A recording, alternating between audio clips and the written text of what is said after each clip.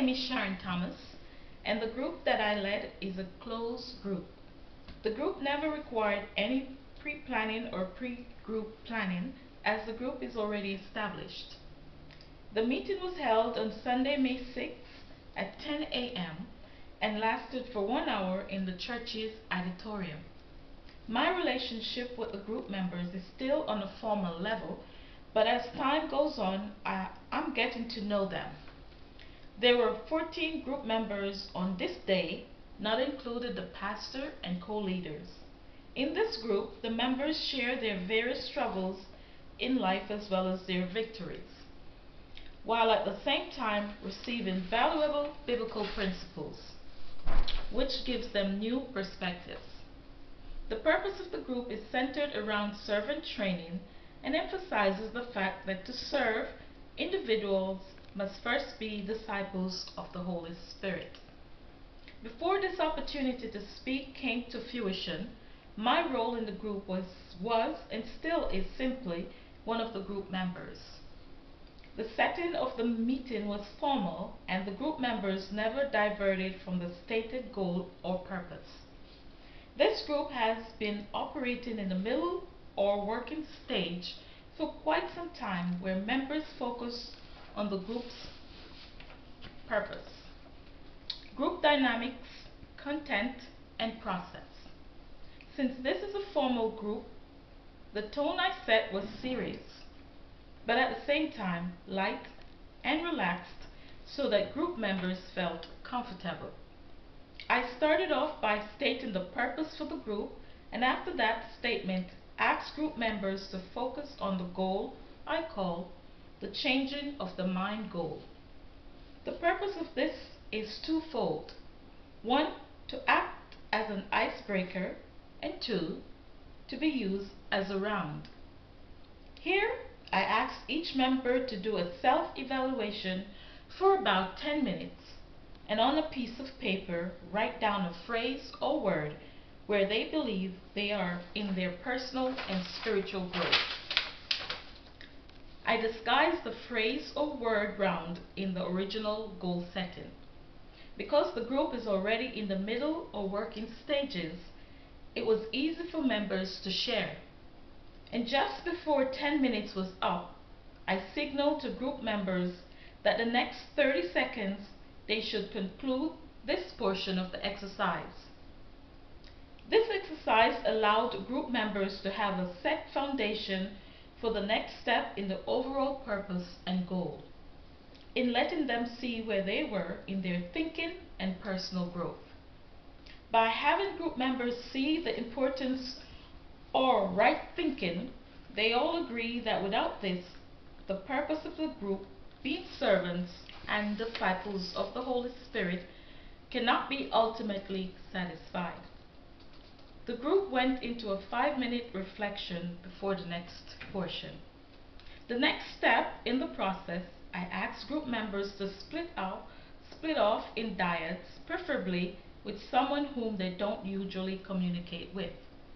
I informed them that the purpose and goal of the dyad was to find out more about the individual by asking where they think they are in their thoughts as it relates to serving others. This portion lasted for about 10 minutes, and as I observed, saw members fully participated in the purpose and goal of the session, which gave me time to plan for my next approach. As the time drew near, I asked members to conclude in the next 30 seconds. The dynamics of this portion of the session was further member-to-member interaction and cohesiveness. The leadership skills and techniques that I applied here saw me using the dyad to draw out members who were not usually vocal to help deepen the focus, purpose, and goal. And the leadership style used for this session was interpersonal. Even though my preferred leadership style is intrapersonal, I am learning to move into areas that I would not normally be comfortable. After the dyad, I asked each member to share what they learned about themselves and the other individual in a concluding number and designated word or phrase round.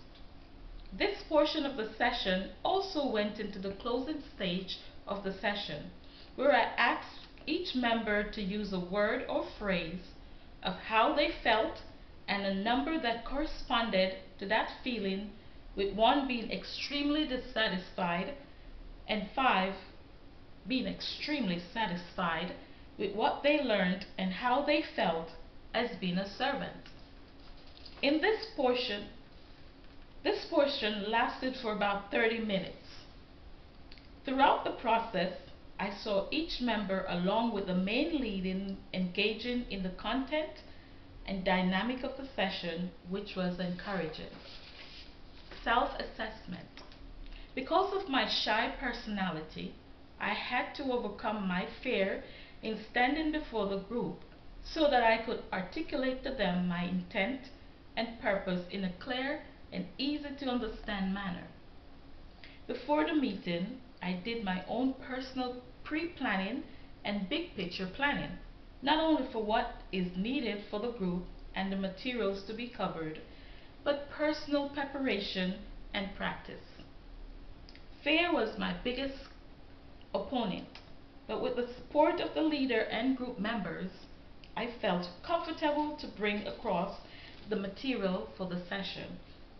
If anything, I believe that I should have done differently is allowing more group dynamic participation in the closing stages. Conclusion and application. In my layout of using an icebreaker within the goal setting portion and the introduction of the round, I believe it set the foundation for individual participation. I learned how important pre-planning is for any group, and even though this group was already established, the big picture planning cannot be underestimated. I believe that my group skills could be more enhanced through my leadership style by being more assertive, but with a tone that is not bashed, but loving and accepting of others. My concluding thought is, leadership is the process by which individuals guide others in their pursuits, often by unifying, directing, coordinating, supporting, and motivating their efforts. I am learning that as I live for others, I am really living for God. Thank you.